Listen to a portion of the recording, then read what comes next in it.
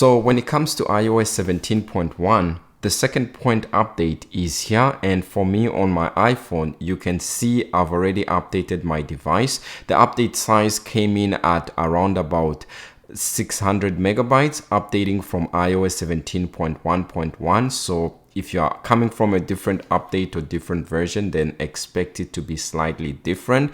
And of course, this is not all that Apple released. In fact, if we go to here, you'll be able to see that Apple actually updated Safari. They released iOS 17.1.2, iPadOS 17.1.2 as well. And they also released macOS 14.1.2. So most of these updates I do cover here. And if you want to get to know them in more detail, definitely do subscribe so that you don't miss out. Since I've already updated my device here, if we go into the settings and go to general and go to where it says software update, I'll just show you that it's up to date. And if we go to about and go to see the build number, you can see it here on my iPhone. It's 21B101. Now, if you are curious to see what it used to be before, if we go to the developer page here, you'll be able to see iOS 17.1 used to be 21B91.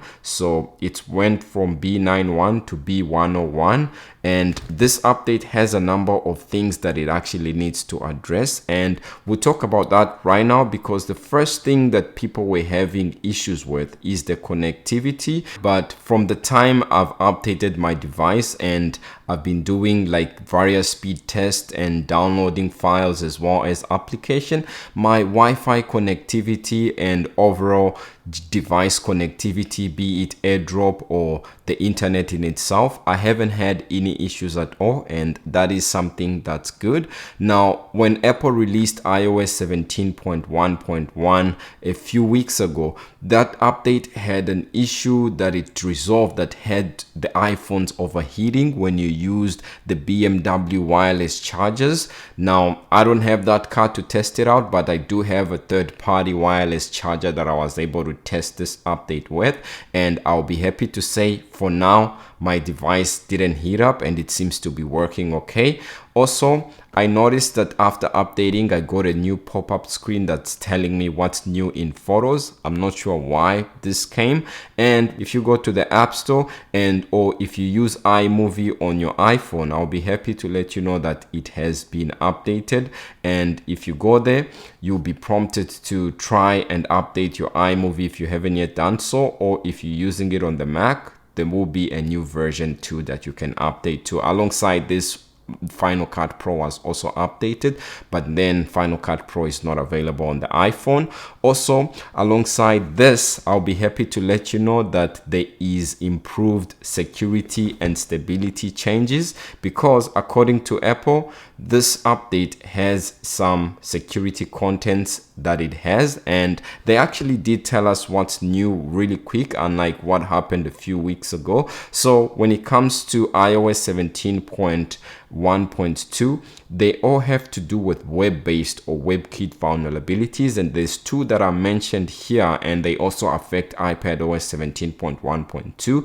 and so these ones have to do with web, or they are web-based, and you can see them here. The first one says processing a web content may disclose sensitive information, and this has been patched. And the second one too says processing web content may lead to arbitrary code execution, and this might have been exploited, and Apple is aware of a report that this might have been exploited against versions of iOS before 16.7.1. So if you have a device that's older than iOS 16.7.1, then and it's able to update it to the latest version, I highly recommend you do, because some of these vulnerabilities are targeting older iPhones that people usually toss around or don't use mainly, or people that don't update or know how to do it. Then you can do this, and as long as you are on the latest version, you are always going to have the best and most up-to-date security changes. Now, yesterday, Apple released an update that maybe you want to update to in about a week or two, and I actually have this iPhone on that update. And if we go here to the software update, it's iOS 17.2, and right now beta 4 came out yesterday, and you can see today being, well, this November 30th. I would expect maybe a release candidate version of iOS 17.2 on the 5th of December, and then the official release may be on December 11th or December 12th. And if you are going to be updating to iOS 17.1.2 today, then in about 2 weeks you have another update that you can update to, which is iOS 17.2 with slightly more new features which were promised when iOS 17 was released, and this one is a big one. So keep an eye out for that, and I will be covering it here on the channel at Halfman Half Tech. And if you do like this video, leave a like and subscribe, and I'll see you in the next video pretty soon. Peace.